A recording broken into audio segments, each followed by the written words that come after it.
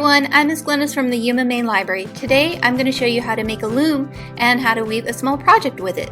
These projects are small, but once you learn how to weave, you can make scarves or other crafts. So make sure to take a picture and tag us at Yuma Library or use hashtag Yuma Library so we can see what you made.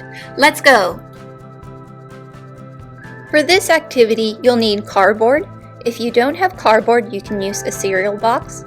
Yarn, you can use more than one color if you'd like, scissors, a ruler, a pen or pencil, and a popsicle stick is optional.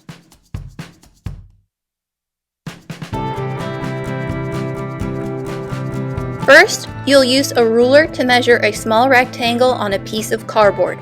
I'm going to measure mine 5 inches by 6 inches, and then you'll cut out your shape. If you like, you can make your loom smaller or larger. Now you'll make small marks across the top and bottom of your piece.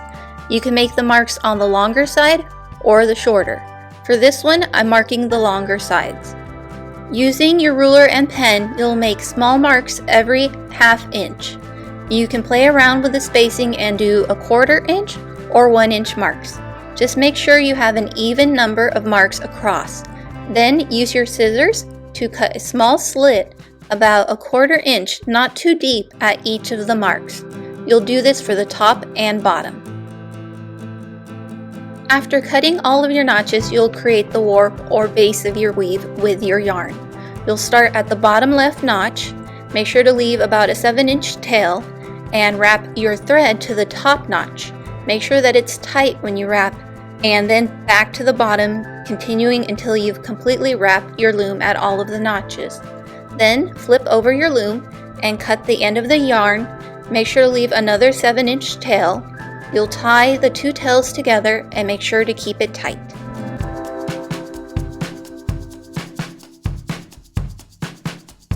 Now you'll begin weaving with your yarn. This is where the popsicle stick is optional because it can act as a makeshift shuttle.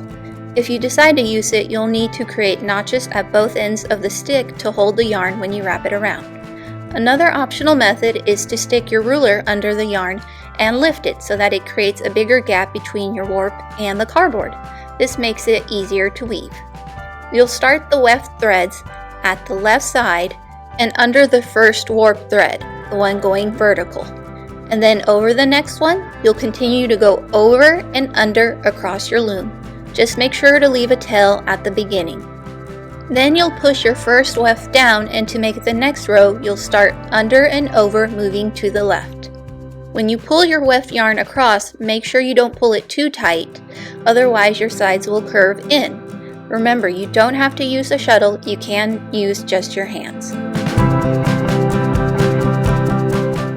If you run out of yarn or want to add a different color, leave a small tail of the last yarn and tuck it behind your weave on the right side of a warp thread. Then with your new thread, leave another small tail on the left side of the same warp thread, so you'll have a tail on each side. Then just continue weaving. When you're finished weaving, leave another tail, then flip the loom over and cut the warp strings on the back of your loom down the middle. Now remove the warp threads from your loom and tie 2 ends in a knot to secure your weave. This is why it's best to have an even number of warp threads. Now on the back of your weave, you'll see all of the tails that you had when weaving.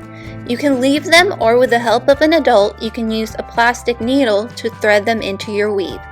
You'll pull the tail through about 3 loops in your weave and then trim. For your next projects, you can make a loom that has the notches on the shorter end instead of widthwise. You can create notches a 1/4 inch or 1 inch wide instead. The warp thread I used for the one on the left was black, so it showed up more than the white warp thread on the right. So keep that in mind when choosing your colors. When I was weaving the one on the left, it looked like a creeper from Minecraft, so I weaved in its face and I added raya knots to the bottom. You can create all kinds of projects, so have fun weaving. Check it out! If you'd like to get more ideas on weaving, check out the following books and ebooks. Remember that we offer curbside pickup, and now you can look for materials on the shelves.